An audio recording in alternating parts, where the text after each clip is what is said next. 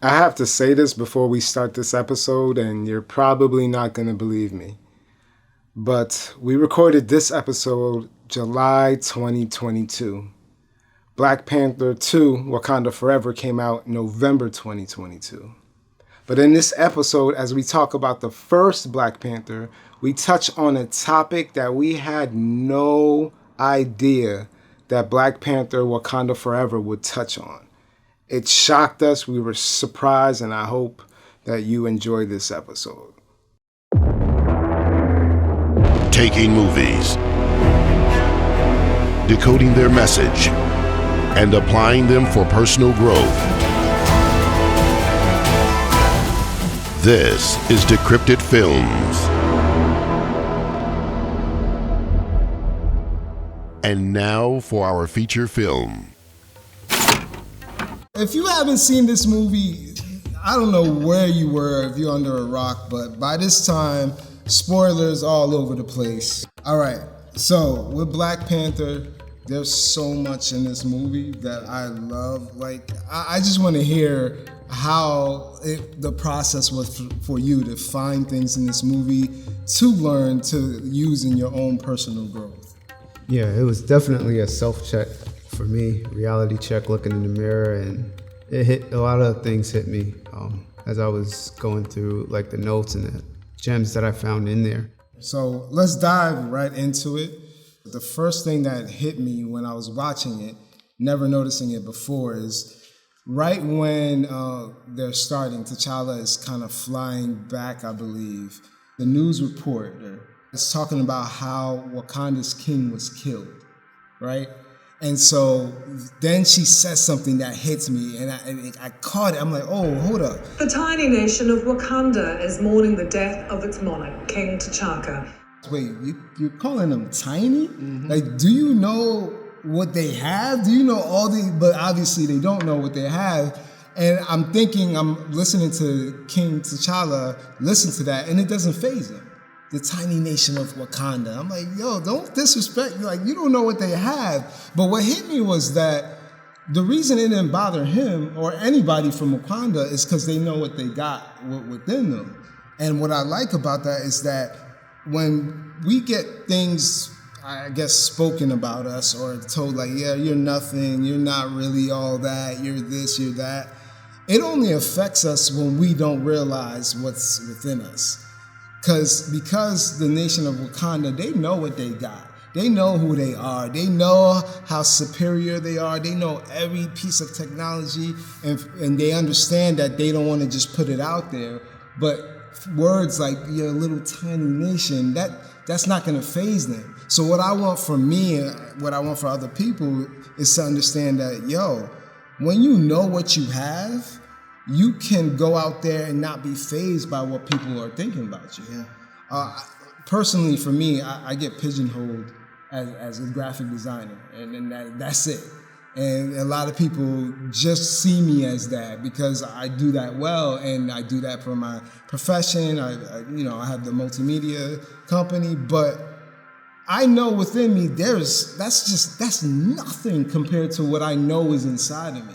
And so for myself, I feel like I have to process that and make sure I understand, like, know what you got, because when they do say things about you or think things about you or try to pigeonhole you in one little thing, like this is who you are, you can fight back because you know what you got.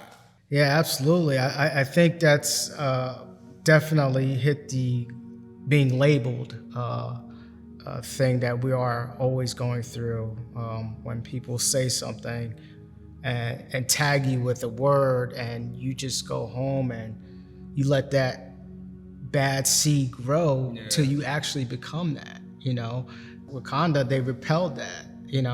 They even stated that it was the poorest country in the world. Little do they know, they have one of the richest resources within them that they use around them every single day. Even me, when I started the whole film industry, I started from the bottom because I had to learn. Mm-hmm. So I was a PA, and PA, you do whatever. You grab coffee, you run errands, you there first, you leave last. Eventually, I ended up going to higher positions. But those people that I worked with that had like those bigger hats, they would call me 5, 6, 7 years later, say, "Hey, yeah, you're a PA, man. You want to come?" I was like, "No, I don't.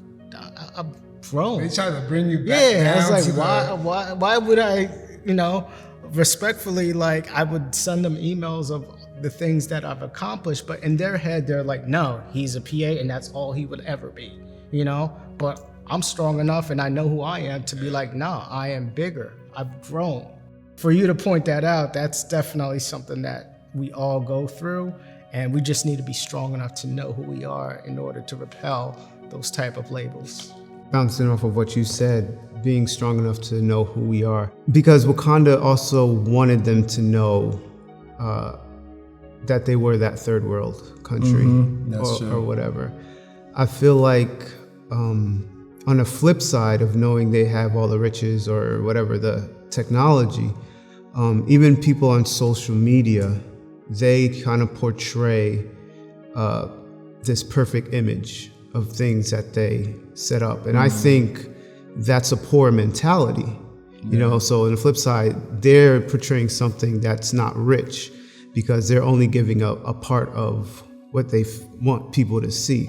So I think it would be better off, that people get to see the full version of you, who you are in the context of, what you're trying to do. Like you can see influencers now, they're not being as staged in their whole entire page. They'll have regular moments where they're waking up or doing things like that. So that shows the richness of who they are and not just a small portion. That's a good point too with the whole influencer thing. There was something that you said that I don't want to miss. You said either know who you are, or if you keep hearing what other people are saying, you're going to turn into that.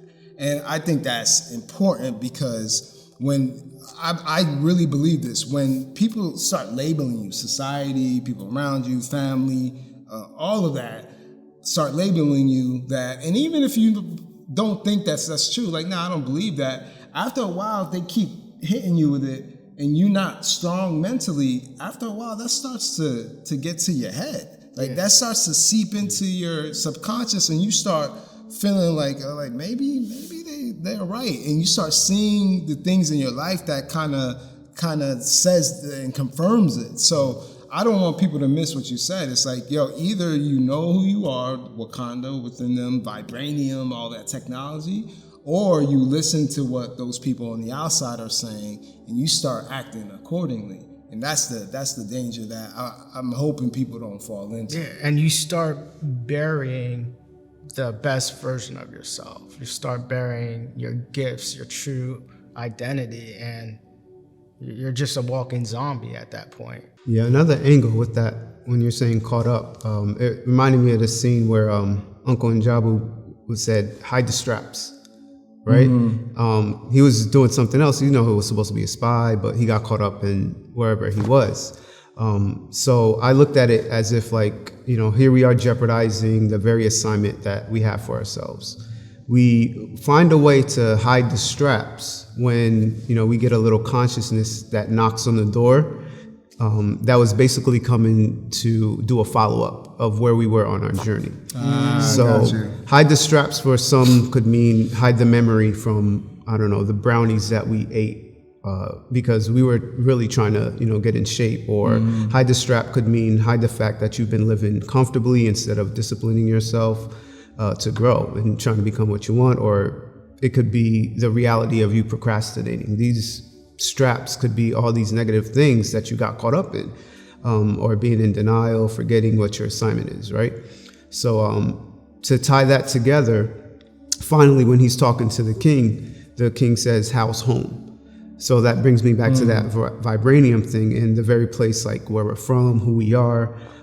We allowed something to seep in and injure our reality, right? So we know where the vibranium is, which is like the symbol of our heart, where we are, who we are, and we know where it's hidden.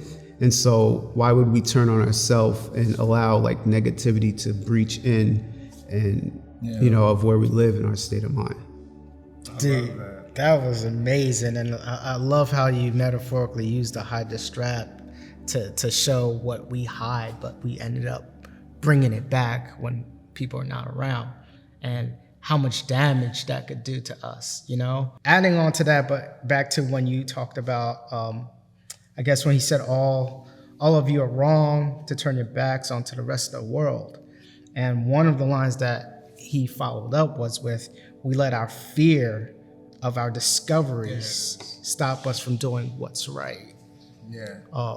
And I was just in awe, man, because like fear could literally damage everything. You know, we could be the most talented person, we could be the most, you know, gifted person out there, but if you got that fear, you ain't gonna go too far.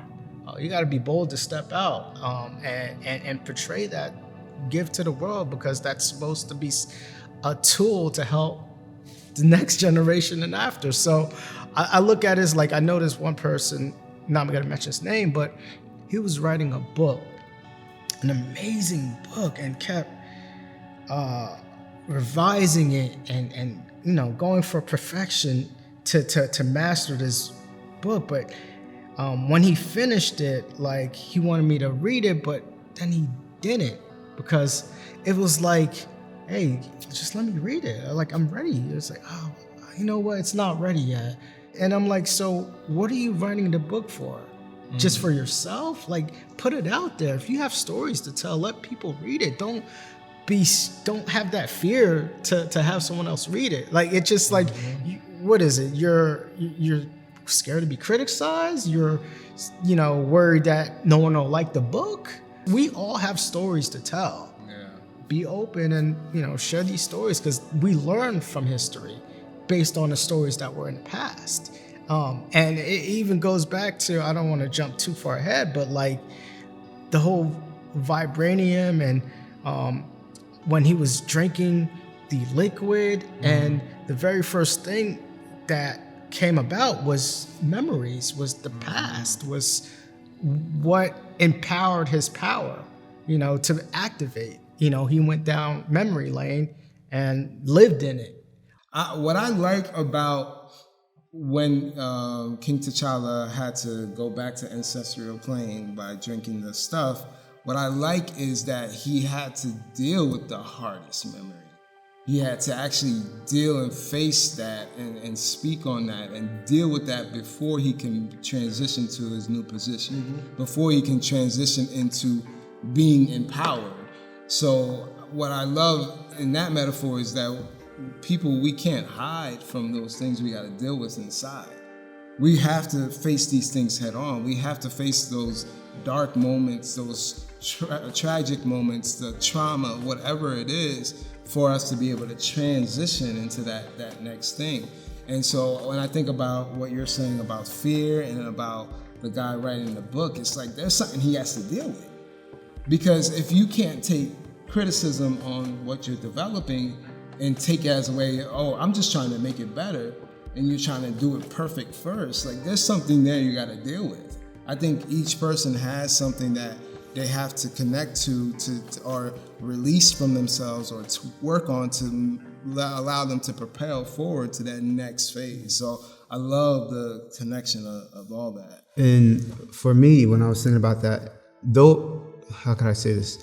That happens when I feel like when we're in a place of rest, right? So when he's doing that, he's in a restful position. And I feel that's basically when, you know, his powers came back, right? When he was in that position. So we can't underestimate the power of rest, because in those quiet moments, like in 2020, you get to fall into that deep sleep or that rest or that place where you get to discuss your dream, discuss the deeper parts of who you are, because everyone in 2020 was in a place of rest forcefully, but they were there. And so they had to face those demons and face, you know, whatever you were. So in those moments, like you said, you'll be able to kind of work out those situations like within you. The rest allows you to see things, and using 2020 as a perfect example of we were all forced to be at home, we were all forced to rest, and the divorce rate went up. Like, people wanted divorces because they may have been riding the wave or whatever, but when everything stops, it's like, what do you have at your core, and not to jump to a different one. You can come back to this, but I have to connect it with the fact that when they were doing the battles, they were saying the Black Panther's power will be stripped away. And that part hit me the most before he did the battle, because it's like, you better be a warrior without all this stuff. Yeah.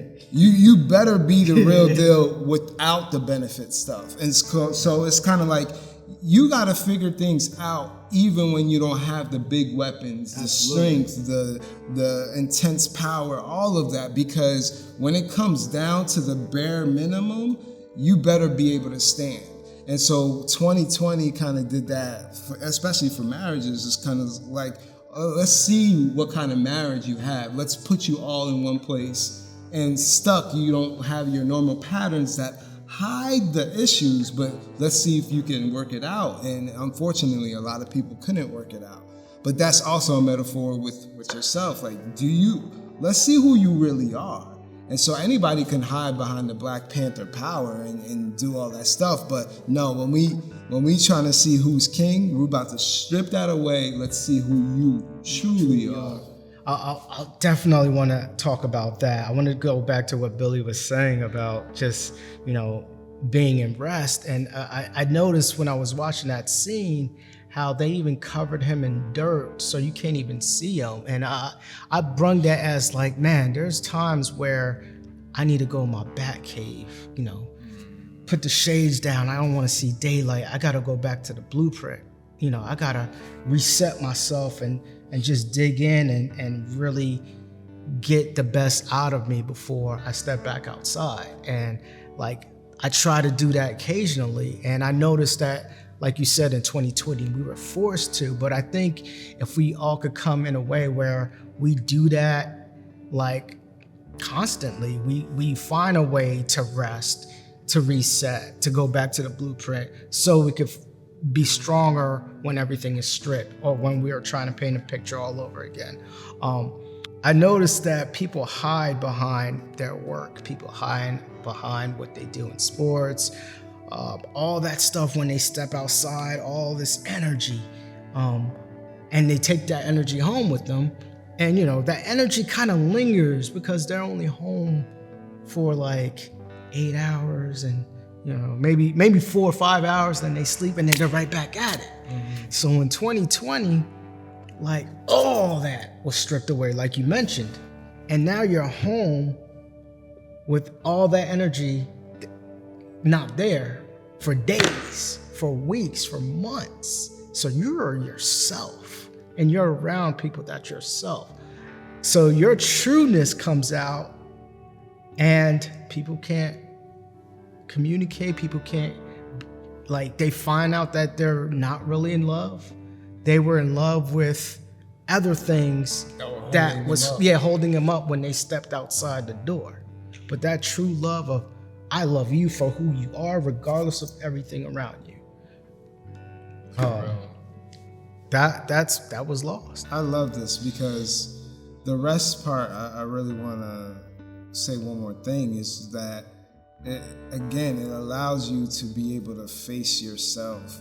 And I think that's the unlock that people are not even realizing, that, if you can face yourself, the one who gets rid of the insecurities, the one who addresses the things that are hard, the one who does that, they advance. Not to say that this is about advancing compared to the next person, but those are the unlocks. But we're in a society and a life that is always on the go, that we forget that rest is what allows that transition to the next phase of your strength. So one thing I wanted to talk about was the first fight he had. Reading my notes on that right now. And one part in that fight was where, his mother had to say, tell them who you are. And he was saying, I am Prince T'Challa, son of, and what I realized is in that moment, it was intense. I think at one point he got stabbed and he got his nose hit, all of that. It was intense. And he was in a bear hug, right? We need to be able at any moment pull and grab onto like who we are in the intense battle. But the only way you can actually have access to that at any moment, and in an intense moment, is that you have to process that. Like that's something that has to be processed. Like who am I? Like I have to face myself. Back to the rest part. I have to know who I am. I have to know what am I insecure about? What are my fears?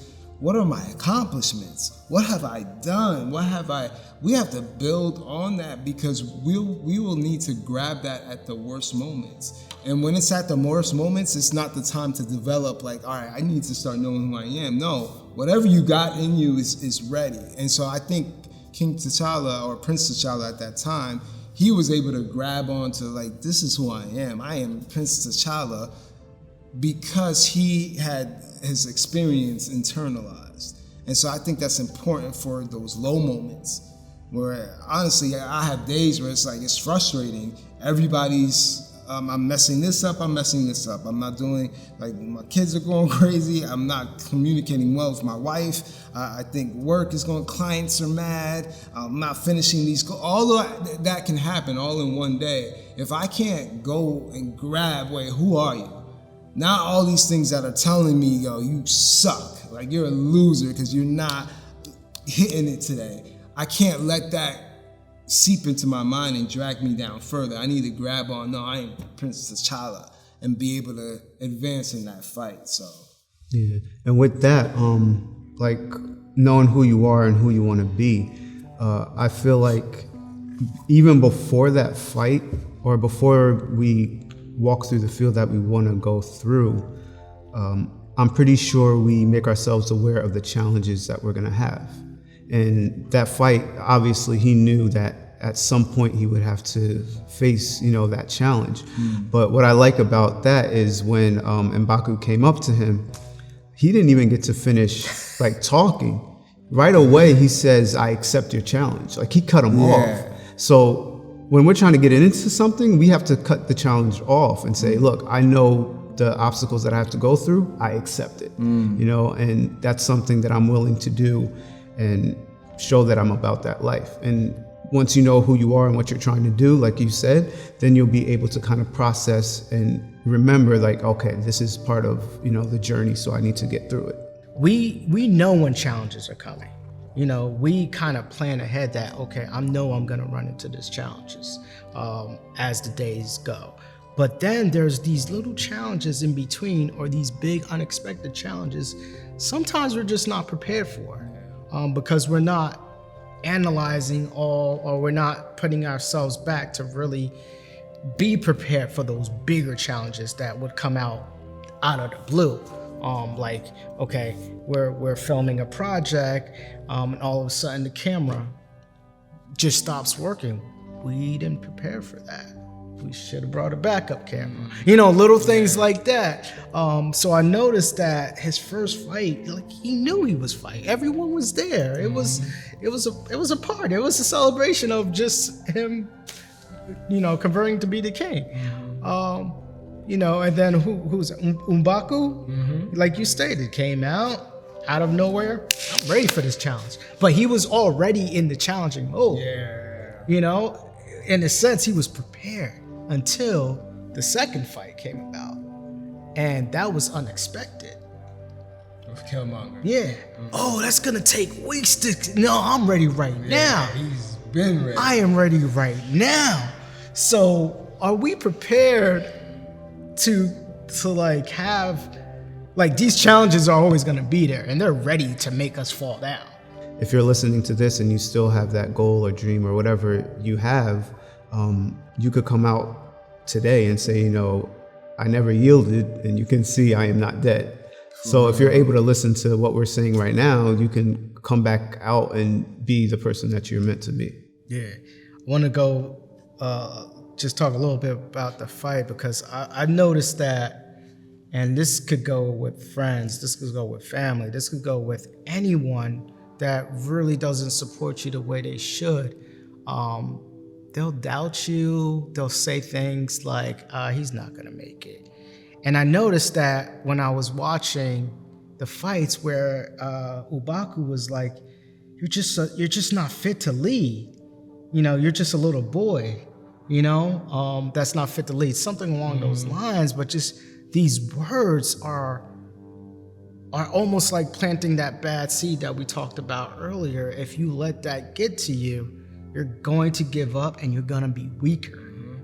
But if you find a way to block that through those challenges or through the path that you're going, you're just going to continue to grow and get stronger because you know who you are. You don't let these words dictate you, And I noticed that in both fights that the antagonist would say, is this your king? Is this these are words that just lower you. But if you let that consume you, it's over. Like, you see any reactions of those that were watching when he was saying those words, they were all deflated. It was like, that's it, So I think we just need to find a way to, if we have things we want to do in our lives to make us stronger and fight through our craft, to be better at what we do, ignore all those folks that are just trying to throw you, off the cliff. I want to stay there. But what I got about Is This Your King at that point was that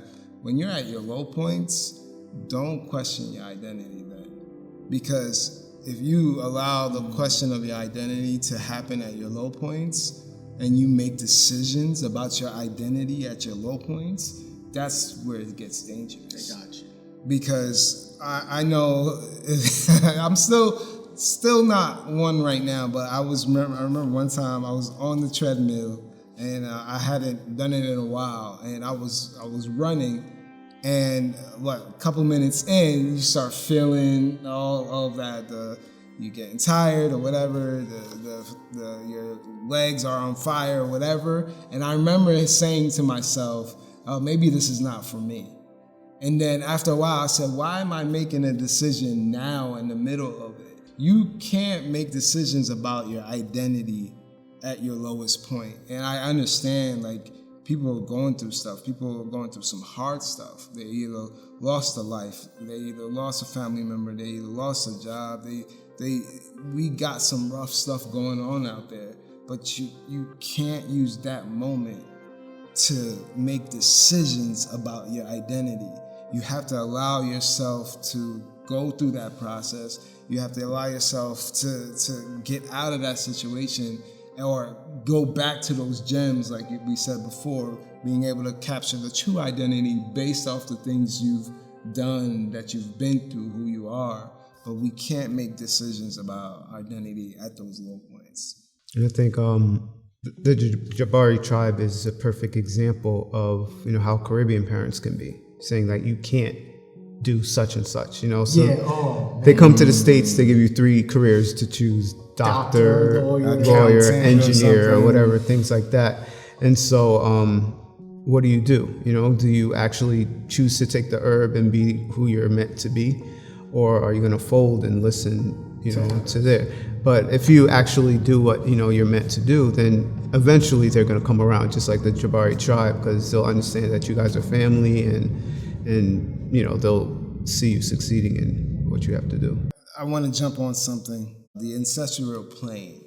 And so I want to attach this to, I actually got my wife a gift, and it's a picture of her and Maya Angelou in the ancestral plane. And Maya Angelou is giving her a pen. I'm giving my wife a pen, and my wife is about to grab it. And I showed this to my wife. It was an art piece, and she started to cry. I mean, I started to cry because Maya Angelou is one of her favorite, that she looks up to. Mm-hmm. And so what I was explaining to her about going and connecting to the ancestral plane is saying that you have permission to be great. Go to your heroes and think about how would they do it? What would they do? But first you got to give yourself permission to be great. You even think about when he went to the ancestral plane at first, and what he's used to is his father, and he postured himself as a son to a father, but he had to tell him, no, you got permission now to be great. Stand up, you're a king. And I think that's what we really need. I think people are looking for permission to be great in whatever they're desiring to do. I think people need permission, or looking for permission to pursue those things. But it's like, no, you have permission. Give yourself permission. Stop waiting for someone else to do it for you or say it for you. Give yourself permission to be great, to pursue, to take risks, to do those things. And so I think we all need to tell ourselves that. There are a lot of heroes in our ancestry, that's how you say ancestry plane, that we could connect to. But then there are times where that connection is cut off. And I've seen a lot of similarities in that moment and your story that you shared with your wife.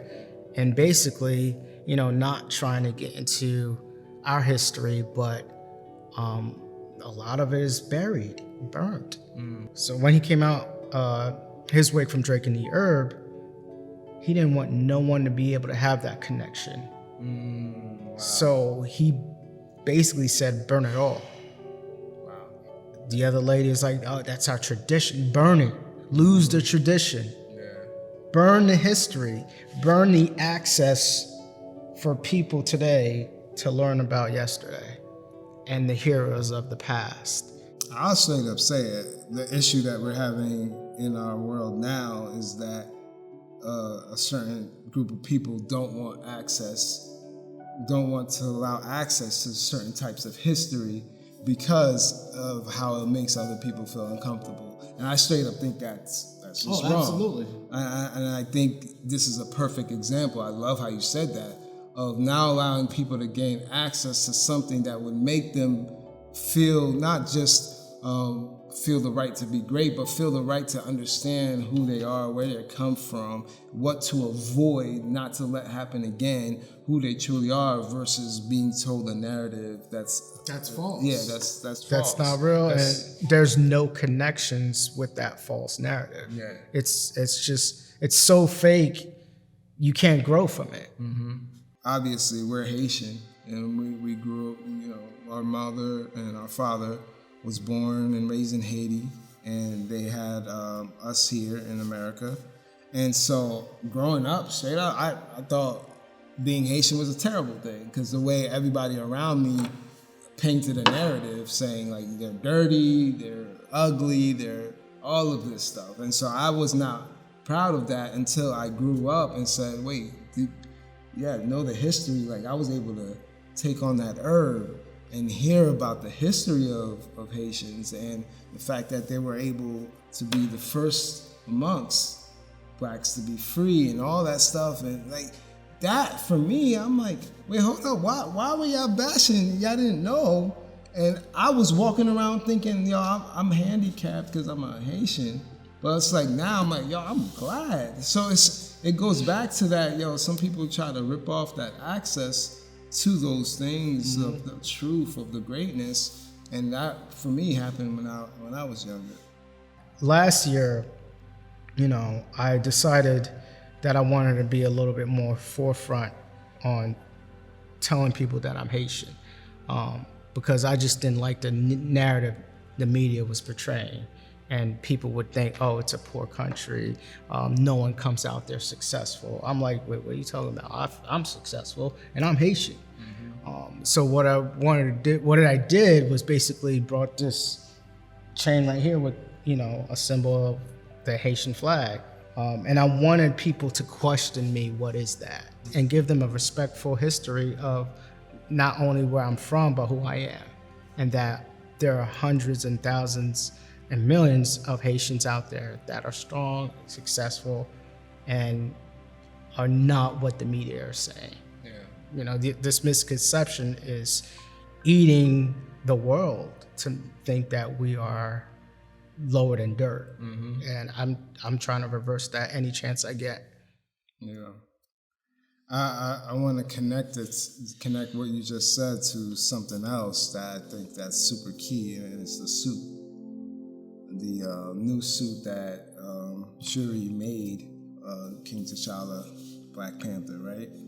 And I heard this from somewhere, and I'm always going to keep it with me. It's that new technology that she put in it, is that, when, strike it, and when it does, it holds the kinetic energy and for redistribution, right? And so what I heard this other person say was that is a perfect example of oppression and all the things that we went through, all that beat up that you go to about who Haitians are, the ones that I went through, the ones that you went through, and just this constant, this is who you are, dirt, this is who you are, the pound. We can just use that same energy to push back, as far as fight back and all that, and really use it for our advantage.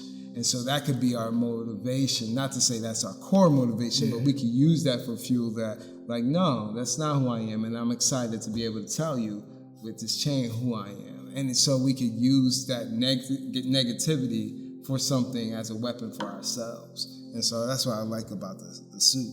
Yeah, I had something with the suit before he even put it on. I was going to say, like, does anybody know a bodybuilder who only benches like 200?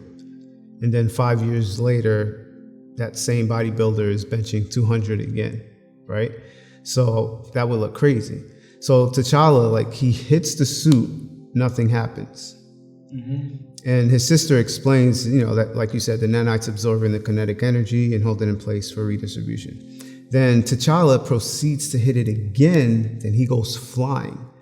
And now he's unable to, like, withstand that force. So what I got out of that is that we can't attack our goal the same way and expect us to be able to stand our ground, right?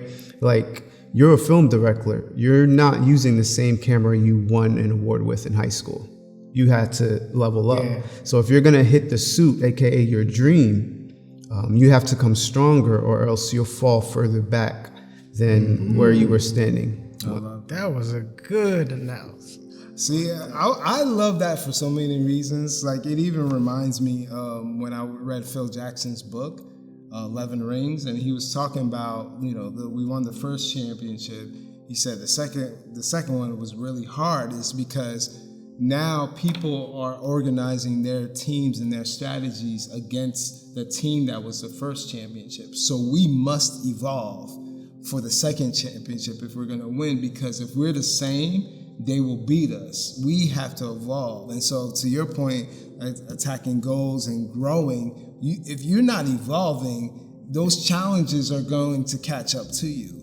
And I love the fact that you brought that up, similar to how Phil Jackson said, no, guys, we have to evolve because they're going to try to catch up to us. And so I love that. Yeah, because you're actually going backwards. If you're not leveling up, you're going to feel like you're going backwards. Yeah. One of the things that I got from one scene, Killmonger, that he said towards the end, he was like, my father said he would show me Wakanda one day. You believe that? A kid from Oakland believing in fairy tales. Sometimes we see the big picture, but we don't get, the 4K detailed version of it. Sometimes it may not be as planned, but we still get to that big picture. Like, for example, like, I'm sure Michael Jordan wanted his father by his side when he won some of the later championships, but it didn't play out that way. So perhaps we might have lost someone physically or even in a relationship to share the milestone with. You might have, pictured being at that place with someone you were like so tight-knit with in the vision, but end up in a totally different situation. So in some situations it's sad, others it's just growth. And some people can't be with you in certain seasons of your life. So the fairy tale may not have happened for Killmonger, but the big picture is he still got to see Wakanda, even though his dad died way before he was even an adult. So, losing someone didn't stop him from getting to that big picture. That's big, man. For example, even with Killmonger, right? Big picture was big to him because he was, when King T'Challa was saying, listen, I'm going to give you a last chance, lower your weapon and we can handle this a different way. And what I love is that he said, I killed here, I killed there, I killed my own people, I killed all of this just to get to you. Everything was connected to the big goal, because I think we can easily get lost in the day-to-day, and honestly, we could get discouraged, because it's kind of like, yo, why am I still doing this? Like, if I would kill Monger, it'd be like, why am I killing these people? It's like, oh, wait, hold up. I'm trying to get to this guy. And so when you have that thing that's motivating you, and not in that negative way, but in a way that is positive, each task can mean something if you connect it to it. So whenever somebody dangles that little carrot saying, well, we can handle this another way, it's like, nah, I built up all this time to be able to go after that. Nobody's offering me anything that's going to change that. And I love how he kept track of all that, based on showing what he had in his body.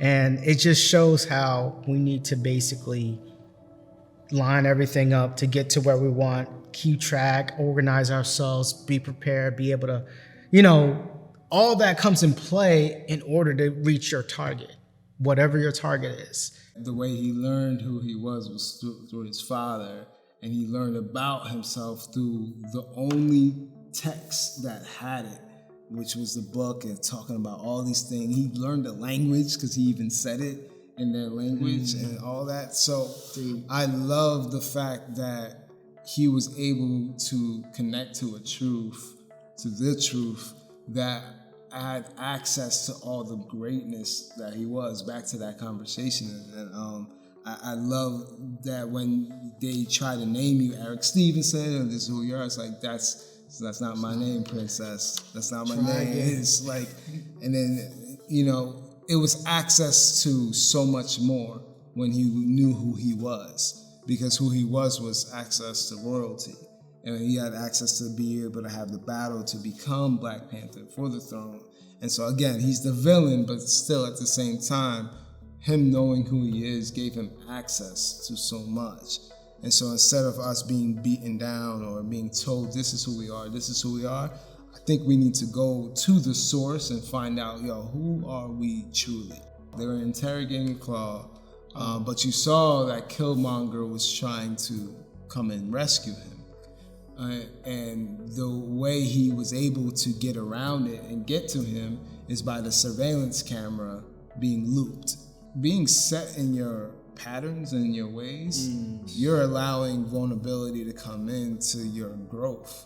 And so it's easy for challenges to get around you or sneak in, because that camera loop allowed them to come in and do something and steal something and mess up something.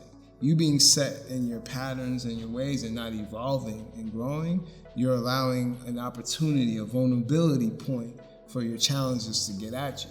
And so that's why we need to be alert. We need to be aware, like, where am I weak point at? Where am I weak here? So that something doesn't get me out of nowhere, which then that caused them to fail the mission, because they had a visual that was looping and they didn't catch where the challenge was or where the lacking was.